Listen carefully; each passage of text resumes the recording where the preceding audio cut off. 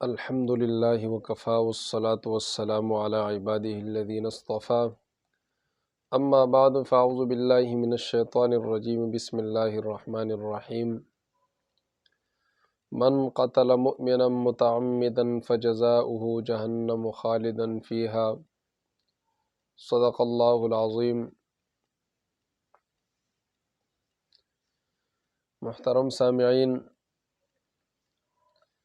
آپ کے علم میں بات ہوگی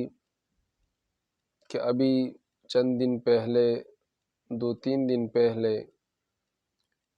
پشاور میں ایک عالم دین مولانا عبدالحمید رحمتی صاحب رحمہ اللہ، ان کو بے دردی کے ساتھ شہید کر دیا گیا۔ اب سوال یہ ہے کہ ان کا قاتل کون ہے، کس نے اس کو قتل کیا، اور دوسرا سوال یہ ہے کہ اس کا جرم کیا ہے۔ یہ اہم سوالات ہیں۔ اور تیسرا سوال یہ ہے کہ ملک پاکستان میں جو اسلام کے نام پر بنا ہوا ہے، علماء کرام کے قاتل کون ہے؟ عرصہ دراز سے جو علماء کرام کو شہید کیا جا رہا ہے، اور بڑے بڑے علماء کرام کو بے دردی کے ساتھ ان کو شہید کر دیا گیا، یہ سلسلہ ابھی تک رکا نہیں اور یہ تھما نہیں کہ اسی دوران پھر پشاور کے اندر ایک عالم دین، ایک بہت بڑی شخصیت شیخ الحدیث حضرت مولانا عبدالحمید رحمتی صاحب نور اللہ مرقدہ، اس کو بھی شہید کر دیا گیا۔ آیا ان کا کسی کے ساتھ کوئی ذاتی دشمنی تھی؟ تو یہ سوالات ہر پاکستانی اور ہر مسلمان یہ پوچھتا ہے، اور یقیناً سب کو یہ بات پتہ ہے کہ ایک عالم شخص اور ایک شیخ الحدیث وہ اپنے دشمنوں کو بھی معاف کرتا ہے، کسی سے دشمنی نہیں رکھتا، بغض حسد نہیں رکھتا۔ اب ان کو جو شہید کیا جاتا ہے، ان علماء کرام کو، ان کو تحفظ دینا یہ کس کی ذمہ داری ہے؟ اور جو لوگ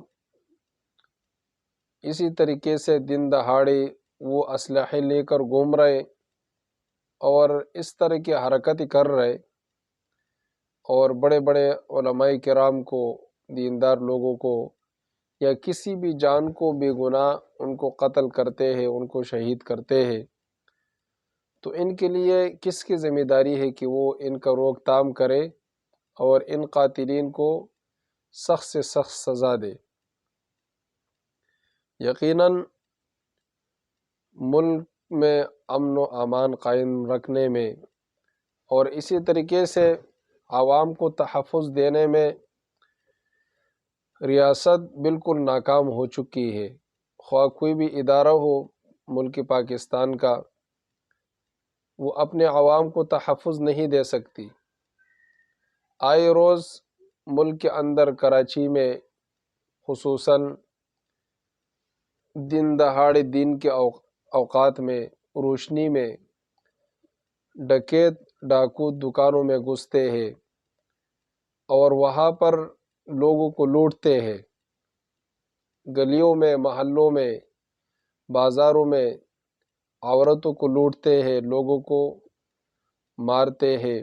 اور ان کو شہید کرتے ہیں، لوگوں کو بے گناہ۔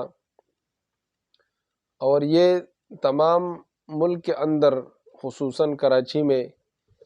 ابھی چند دنوں سے کئی واقعات ایسے ہو گئے کہ ڈکیتوں نے پیسے بھی لوٹے اور اسی طریقے سے جان کو بھی انہوں نے ضائع کر دیا۔ اور یہاں تک کہ ابھی کچھ دنوں پہلے ایک واقعہ پیش آیا کراچی میں کہ ایک عورت اپنی بیٹی کے ساتھ ہاسپٹل سے آ رہی تھی،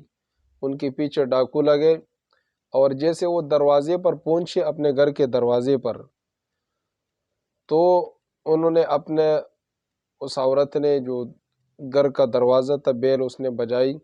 تاکہ اندر سے کوئی آ جائے اور گیٹ کھول دے ان کے لیے اور یہ لوگ اندر داخل ہو جائے،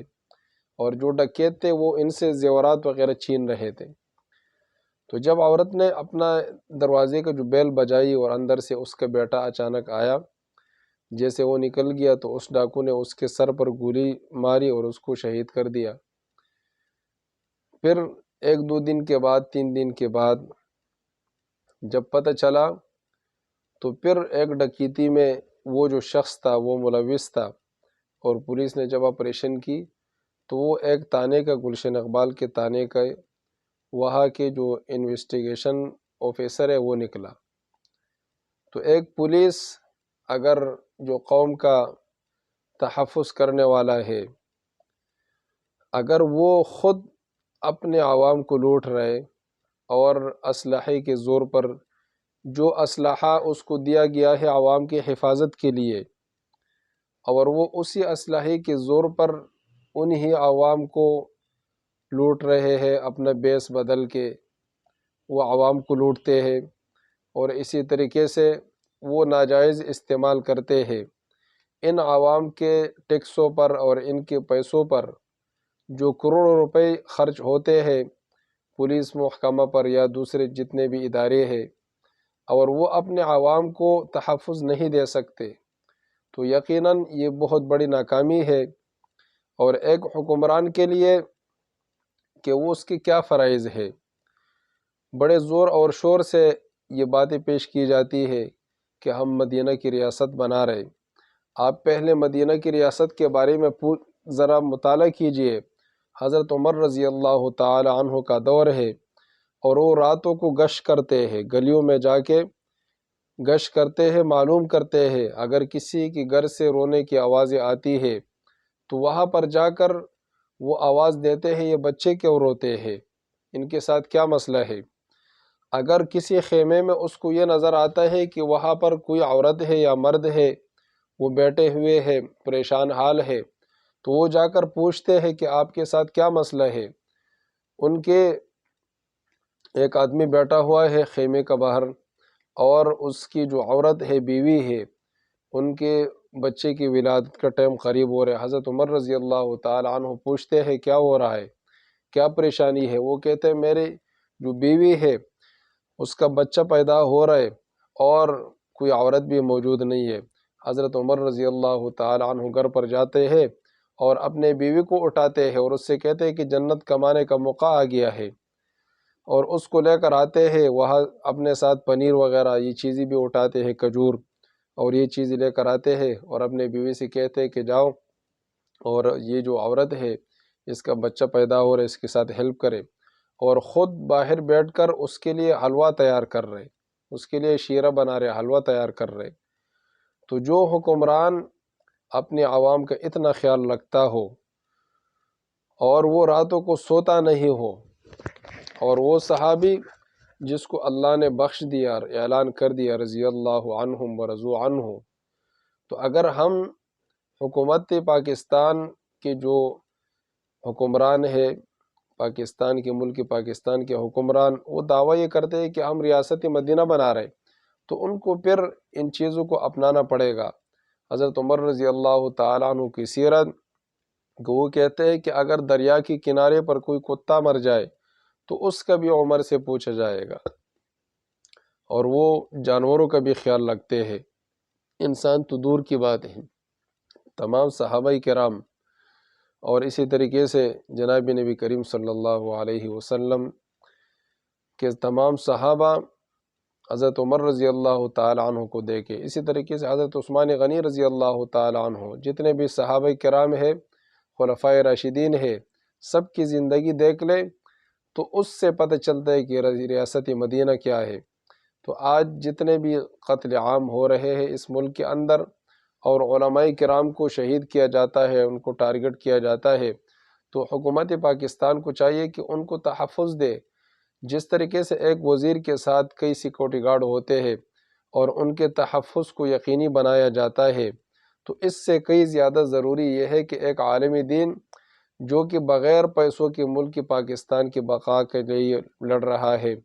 اور اسی طریقے سے محب وطن ہے کہ جب بھی ملک پر کوئی مشکل وقت آتا ہے اور غیر ممالک ملک پاکستان پر حملہ کرنے کے سوچتے ہیں یا ارادہ کرتے ہیں، تو اس وقت یہ علماء کرام لوگوں کو جہاد کے لیے تیار کرتے ہیں اور کافروں کے خلاف ان کو اٹھاتے ہیں اور ان کو قرآن سناتے ہیں کہ اللہ کے راستے میں لڑنا اور جہاد کرنا یہ کیا ہے، اس کی کیا فضیلت ہے، اور اگر آپ اس میں شہادت پیش کریں تو آپ کے لیے کیا ہے۔ تو یہ ساری چیزیں پھر علماء کرام کرتے ہیں، اور جو سچے محبین وطن ہیں جنہوں نے اس ملک کے لیے قربانیاں دی ہے، تو آج ان کی جانیں محفوظ نہیں ہے۔ تو ہم جتنے بھی لوگ ہیں پاکستانی ہیں، وہ تمام کے تمام جتنے بھی علماء کرام اس دنیا سے جا چکے ہیں، شہید ہو چکے ہیں، تو ان سب کے لیے ان تمام لوگوں کا یہ مطالبہ ہے کہ ان کے قاتلین کو گرفتار کیا جائے، اور آنے والے وقت میں جو علماء کرام ہے جن کو خطرات ہے ان کے لیے کوئی سیکورٹی کا انتظام کیا جائے اور ان کے تحفظ کو یقینی بنایا جائے۔ اللہ تبارک و تعالی ہم سب کا حامی اور ناصر ہو۔ وآخر دعوانا ان الحمد للہ رب العالمین۔